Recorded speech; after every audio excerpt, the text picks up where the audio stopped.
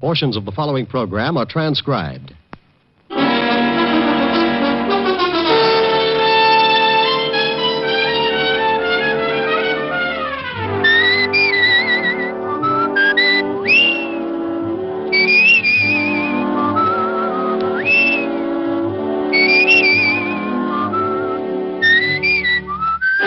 Here's Dick Powell as Richard Diamond, private detective.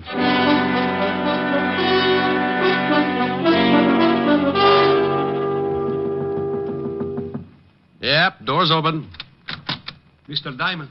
Well, Angelino, come in. I didn't know whether you were busy or not. If you didn't hear the drums, you know I'm not busy. Drums, Mr. Diamond? Well, it's sort of a ritual, Angie. Every time I get a paying client, my landlord offers up his thanks to the goddess of joy. Plays an old bongo and turns on the heat as a kind of sacrifice. I see. Oh, no, you don't. You're too normal. What's the trouble, Angelino? The pig's knuckles in your butcher shop got arthritis? You always with the kidding, Mr. Diamond. Yeah, that's the kind of a hairpin I am. Hairpin? Angie, you got something on your mind. Forget my little asides and let's have it. I got the big problem, Mr. Diamond. Oh, you mean something's wrong and you can't pay me to take care of it? Oh, no, I can pay. Oh, well, then you haven't got a problem. You slip me the cash and I'll move in on your worries. Well, you see, it's like this. I come to you as a sort of representative for all the other butcher shops, the independent ones. I ain't the only one that's worried. So all the butchers got together last night and decided to do something about it. I hate to be a nag, but do something about what? We all been paying money to a protective association. Oh? Yeah, every week a couple of guys come around and collect. If we don't pay, we get our shops busted up. And if that ain't enough, we get our heads busted too. See, I still got 3 stitches right here on the top of my head. Oh, nice job. What'd the doctor use, a loom? I got this last week when those 2 guys come for the money. I couldn't pay, so one of them hit me with a blackjack. You're lucky he didn't use one of your salamis. Might have been a job for homicide. He knocked me out when I come to. My shop was a mess. There was a note saying that they'd be back. Well, you better go to the law, Angelino. They'll give you good protection and won't cost you a thing. We discussed that at the meeting, but we decided it was too dangerous. We've been warned that if we go to the police, we'll get hurt bad. We got the families, Mr. Diamond. We can't take the chance. Yeah. Tell me, have these 2 Garniffs been back to see you? Garniffs? Oh, Angie, you're going to be in a lot of trouble. Garniffs, hoods. Hoods? Gangsters, bad little boys. Oh, no, they ain't been back.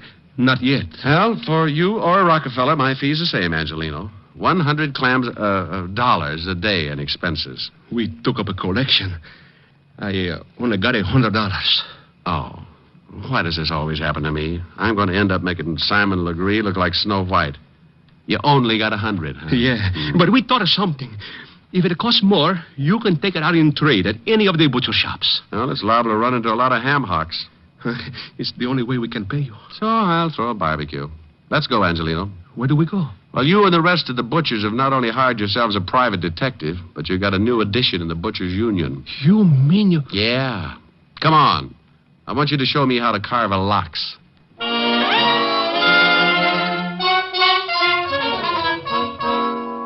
Well, that's what happens when your reputation gets around to the butcher shops. I'd been buying cold cuts from Giuseppe Angelino for the past 2 years and telling him what a great detective I was.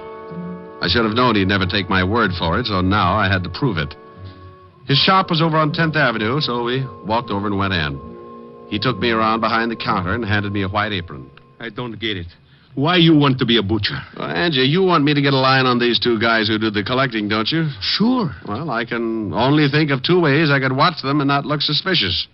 Make like a butcher or crawl in with the ground round. Huh? Think what would happen if someone looked down for the price of ground round and caught it staring back at them. Oh, that's a good one. That's pretty good. Oh, now, come on, Angie. It wasn't that funny. You got my $100, ain't you?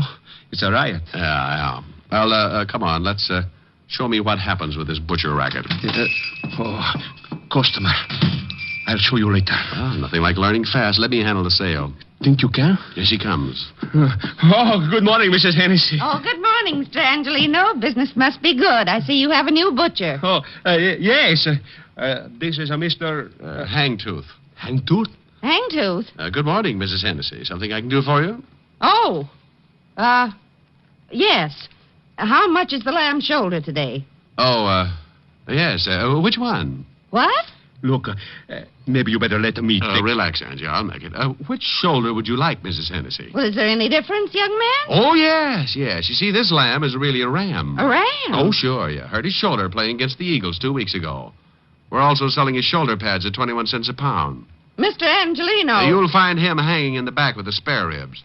Now, if you can tell me which shoulder you want, I'll wrap it up and send it off tackled between the liver and the knishes. Well, I never. Well, of course you haven't. What's the trouble with you people? Now, here's a nice little ram that played his heart out.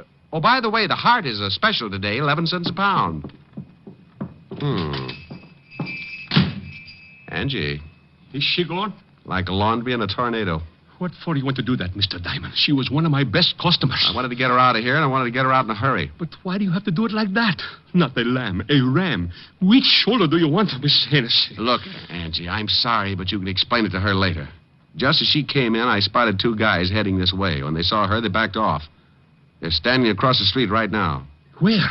Right over there, in front of the cigar store. Hey, one of them has got a hatchet. No, not that one. You're looking at the Indian. Over there. Oh, yeah.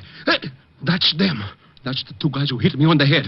They're the ones who come around to do the collecting. Well, they're coming again. You better duck. I'll take care of it. You be careful. They're pretty rough monkeys. Go on, I'll beat it. They're almost here. Yeah. I'll be in the back. One meatball, I got you under my skin. Well, good morning, gentlemen. What can I do for you?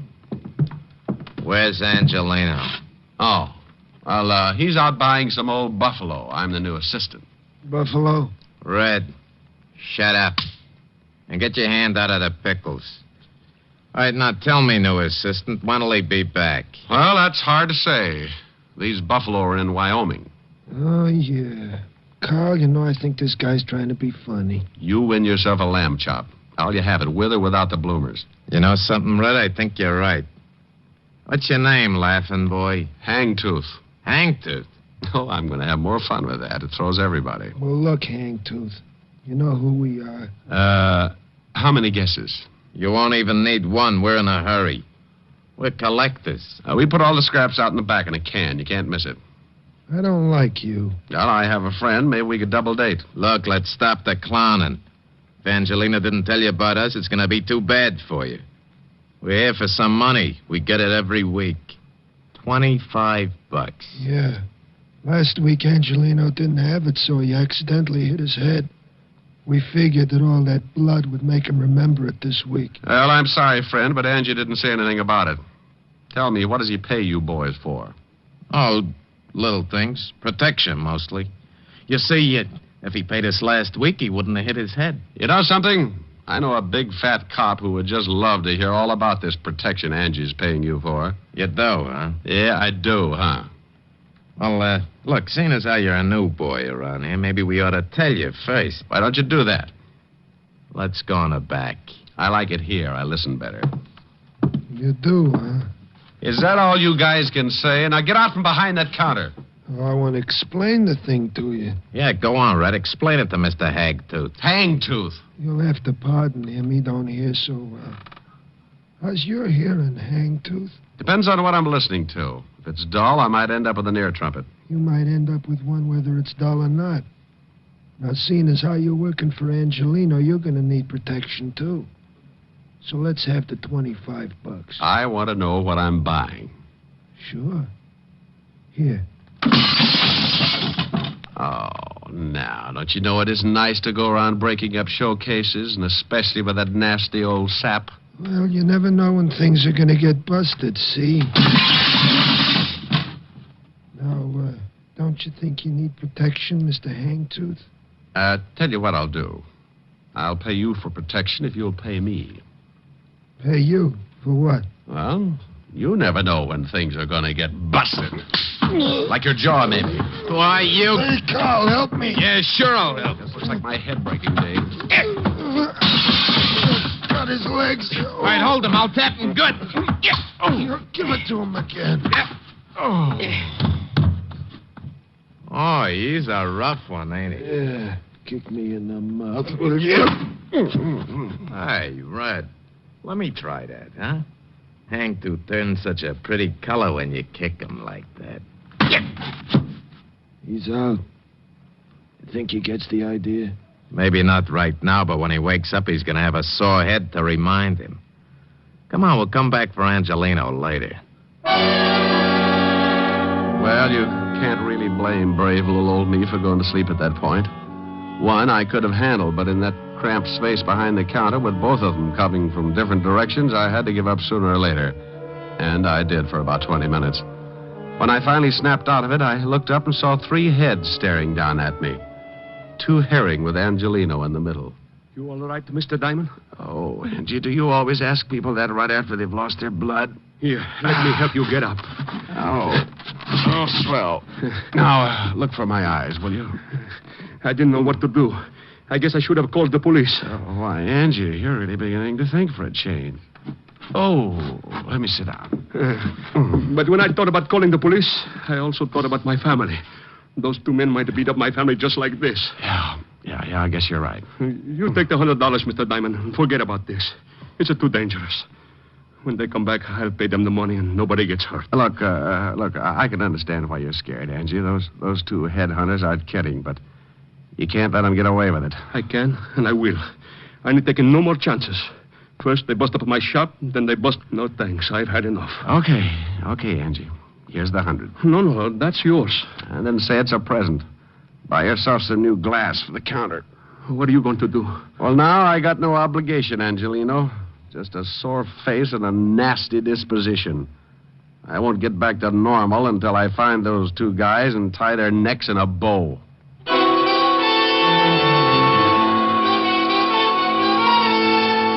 I left Angelino's shop and headed for the 5th Precinct Police Station. I wanted to look up 2 sure bets for the police gallery. One named Carl, the other Red.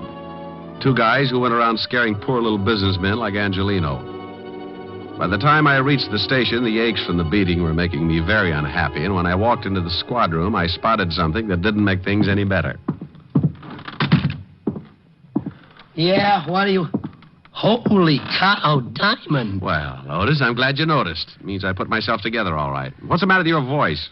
I got a cold. Sounds like you swallowed a rattlesnake. Yeah? Well, what happened to you? Oh, don't be silly. I always bleed just before lunch. Yeah, how'd it happen? It wasn't easy. Is the lieutenant in? Sure, go ahead. Thanks. Say, Otis, when are you going to start shaving in the morning? Why? What's wrong? Your 5 o'clock shadow is 4 hours fast. Oh. Hello, Walt. Now you listen to me. Wow! You like it? What hit you? Wait till the bruises show up. I come on in Technicolor. Someone sure did a good job. And that someone is 2 guys, one named Red and the other Carl. Red, then Carl. Yeah. I got closest to Red. Name matches the hair, busted nose, about 190, and very nasty with a sap. And Carl? Dark greasy. Well-dressed if you like the type. Big boy with a scar under his right eye. You sure pick 'em. You know them? Yeah, I think so. Here's one of them. Let's see. Yeah, you are so right. This is sweet little Carl, all right. Carl Tate, sort of a new boy, import from Chicago. Here's the other one. Yeah? Yeah, that's Red. They work together, a couple of muscle men. Red Dillon. Arrests all over the place. One conviction, assault with a deadly weapon. What'd they go after you for? They've been pulling a protection racket on some of the independent butcher shops. Who do they work for? They used to work for Jack Arnold before he got sent up. Well, I know they're not working this setup alone. It's too big. No, they wouldn't be. Hey, Tiny Easter's in town. Tiny Easter? Oh, used to be Arnold's right-hand boy. That's right. Came in about a month ago. I'd love to get something on him. Nobody has ever been able to nail him. Well, it adds up.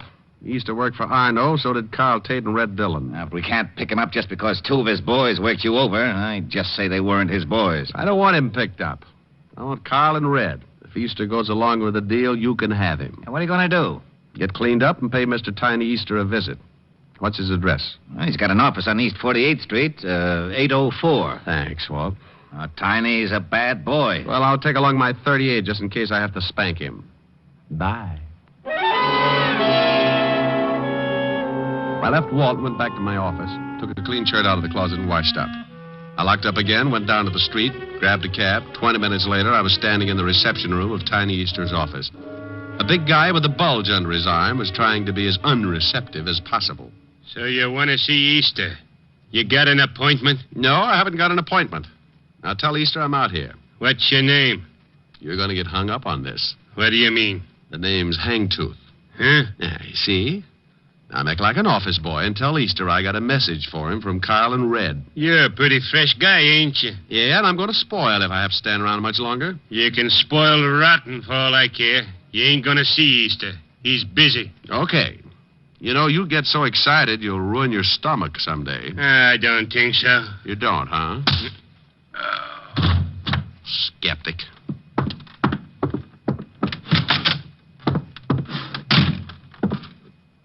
What do you want?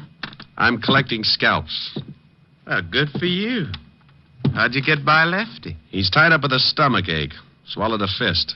All right, so you got muscles. Also, you got a pushed-in face. Lefty do that? Carl Tate and his blood brother Red. Oh? What'd you come to me for? They're working for you, aren't they? You smell like a cop. Name's Hangtooth. I doubt it. Good for you. I'd hate to go through that again. I'm a private cop. Why, not good for you. I was in a butcher shop when your two boys wandered in and started playing squash with me. I don't like to get pushed around, Easter. And I don't like your racket. I want Carl and Red. And if I get you along with them, the state'll hang a medal on me. Looks like you kind of got nothing to lose. Look at it any way you like. Now, what about your two playmates? Well, I don't know what you're talking about, Seamus. I never heard of those two guys. I don't think you understand, Tiny. I'm pretty mad. I'm going to find these two guys, and I'm going to do it even if I have to be unpleasant with you. Why, Mr. Hangtooth, what do you mean by unpleasant? You break a leg, that's unpleasant. Oh?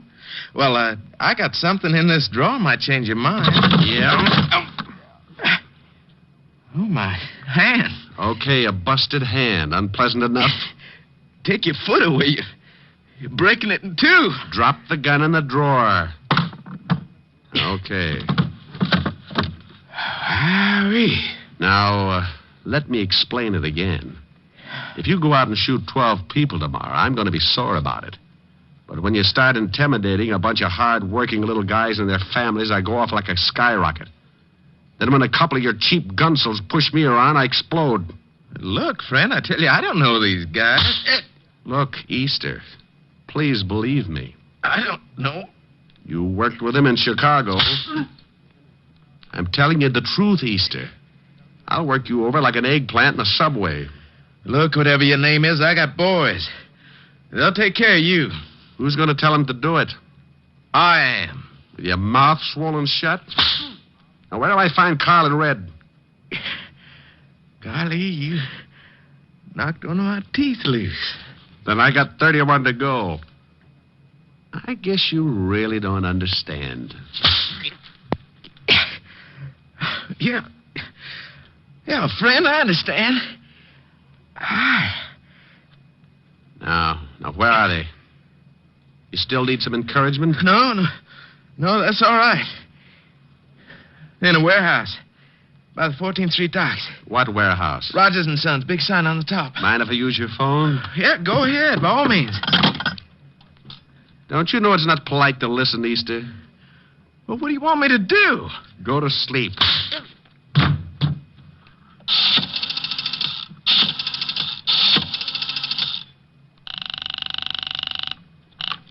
Homicide, Lieutenant Levinson. Walt, Rick, I'm up at Easter's. He let you use the phone? He's asleep. I'm going down to Rogers' warehouse near the 14th Street docks. Carl and Red are down there. May need some help. I'll be right down. You better hop down here to Easter's and pick him up first. On what charge? I'll give you a charge after I see Red and Carl. Now step on it. But... Contact. I left Easter's office looking like a second-class rest home and headed for the warehouse on 14th Street. It was getting late in the afternoon when my cab pulled up near the river and I got out.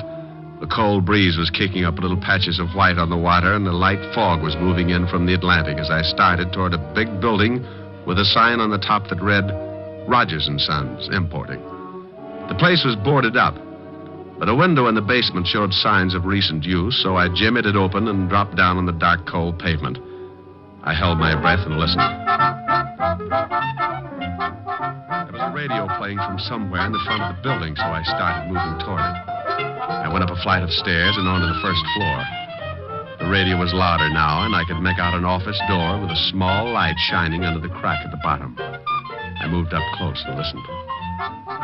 Hey, Carl, Yeah? shut off the radio. Okay. What do we have to hide out in here for? Because Easter said to. Besides, we don't know who that guy was we worked over this morning. He might have been a cop. So he was a cop. We worked cops over before. Look, Easter said we should stay undercover for a few days, so we stay undercover. All right, now deal the cards. Oh, Off that top. get it. That's probably Easter. Yeah. Yeah? Yeah. What? He did, huh? Hey, what's the matter? Boss! What's going on? I don't know. That was Easter. The guy we worked over was in his office, pushed him around, and now that guy's headed down here. We can handle him. Sure, but something's wrong. Just as Easter was going to say what to do, it sounded like he got into a fight. I had some guy tell him to drop the phone. Hey, the cops. Yeah. Come on, let's get out of here. Yeah. Good afternoon, boys. Hagtooth. Come back here, Carl. Help me. You shouldn't have pulled a gun, Red. Since when do you butchers carry rods? Since we get pushed around by guys like you. I'm going to go get your friend. You can't leave me. I'm shot bad. I can't take it back. The law will be here in a minute. You're a lousy butcher. I hope Carl pays you good. I'll see he gets a chance to try. I left Red lying on his face and ran toward the front of the building. The only way out was that window in the back, and Carl was sure to be hiding somewhere in the dark, hoping to get around me and head for the basement. There were a dozen places to hide in that warehouse, but I had one advantage. He couldn't see me any better than I could see him. I backed up against the wall. Come on, Carl. Red's hurt pretty bad and the law's on the way. You got to get me to get out of here. He was behind a pile of packing cases and had a big gun just to make things tougher. I eased along the wall, trying to get behind him when I suddenly bumped into something. I turned around and felt to see what it was. A ladder, straight up to the steel beams overhead. I put my gun under my arm and started up the rungs. It was tough climbing like that, trying not to make a sound and knowing all the time if he spotted me, I was an easy target. About halfway up, I stopped, held on with one hand, took off my shoe with the other. The idea was to drop the shoe, draw his fire, and nail him before he found out where I was. I dropped the shoe.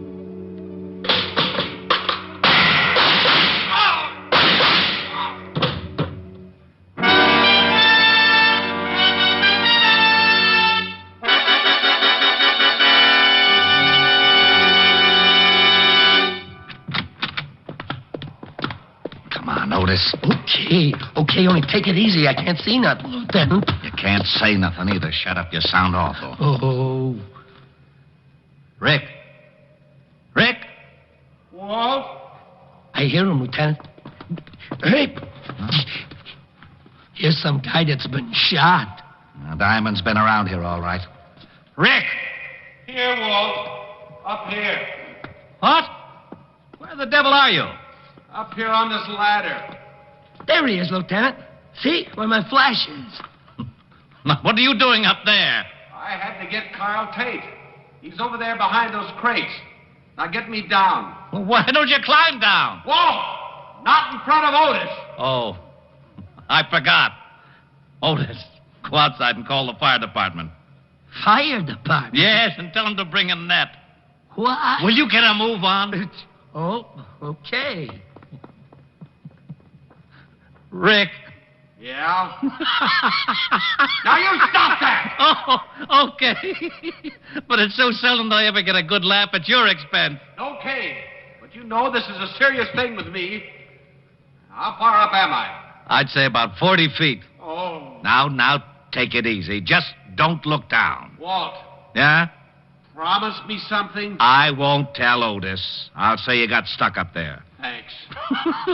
What did you go up there for, anyway? I told you. I had to get Carl Tate. I just didn't think until I was up. Imagine the guy who shoots it out with two of the toughest torpedoes in town having a horrible fear of heights. Boy, if that isn't one for the books. You know, I'll never forget the time that little blonde trapeze artist got stuck. Walt, Yeah? I hate you.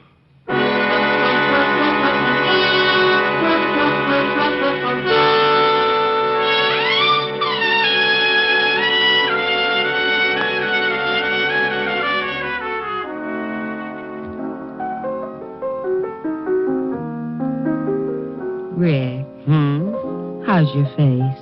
Fine. How's yours? Now you stop that. Oh, nice and soft. Rick, What's the matter? I'm just nuzzling a little. you're just nuzzling a lot. You want to nuzzle, you got to sing. Oh, no. No nuzzling. Oh, yes. No sing, no nuzzle. Fiend. Piker, Just a real nuzzle. I think you're after my earrings. No. If I sing, Yes, I was ready. I was listening. I will remember you in the silent and lonely night, and the memory of your smile will bring me back the light. I will remember you when the leaves lie upon the ground, with the memory of a kiss in summer found. When the winds of winter come crying through the darkness, your lovely voice will come to me. Even though in spirit across the miles that part us, crying I love you, I will remember you till the spring of another year, till I hold you close again.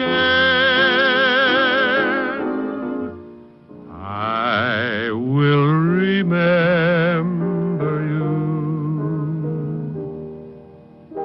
Okay? Mm-hmm. Come here. Oh, wait a minute. Oh, now what? I just remembered. I got a surprise for you. Yeah? Mm-hmm. Got a new television set. Now you can watch the fights. Well, great. Where is it? In the den. But first you've got to do one thing for me. What's that? Well, the reception isn't very good yet. I called the repairman, but he said to check the aerial. He can't come over until tomorrow. I'll fix it. Where is it? On the roof. The roof? But be careful. You've got to climb a ladder to get to it.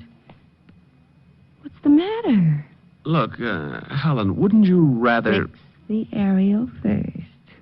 First? First. Oh. Whom are you calling? Hello, operator.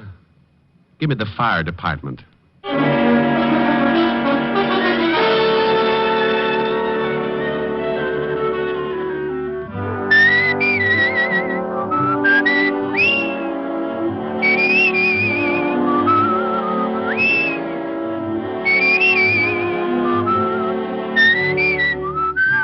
You have just heard Richard Diamond, Private Detective, starring Dick Powell. Helen was played by Virginia Gregg, Lieutenant Levinson by Ed Begley. Also in our cast were Wilms Herbert, Nestor Paiva, Paul Frees, and David Ellis. Music was under the direction of Frank Worth. Richard Diamond is written and directed by Blake Edwards. Portions were transcribed. This is Eddie King with an important reminder. Richard Diamond will next be heard on Sundays 1 week from tomorrow.